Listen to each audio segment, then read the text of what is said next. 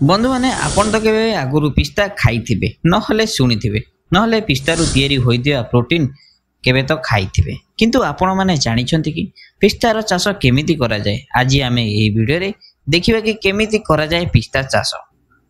चाष आरंभ करिवारु बिकिबा पर्यंत सबु आम आज ये वीडियो रे आपण को कहबू, किंतु ता पूर्वरु आमे कहि रखुछु कि यार चाष सबुठारु अधिक ईरान रे करा जाउथला, किंतु एबे अमेरिका पिस्ता चाष रे ईरान को पछरे छाड़ी देइछि।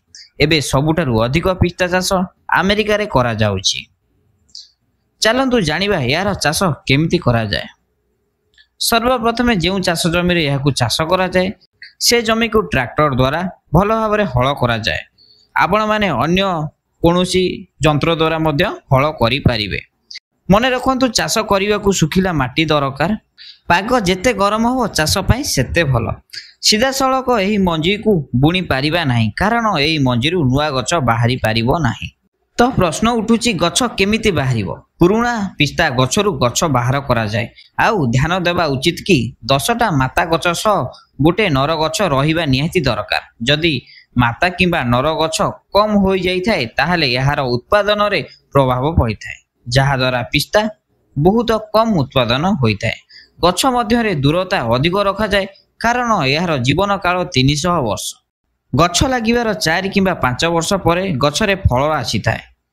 किछि दिन परे फल पाचिबा को लागि थाए। एई फल को सीधा सड़क न तोलिकी गछ को हला जाई थाए, काहे कि ना पाचिला फल तळे पड़े। तापरे याकू फैक्ट्री को निया जाई थाए।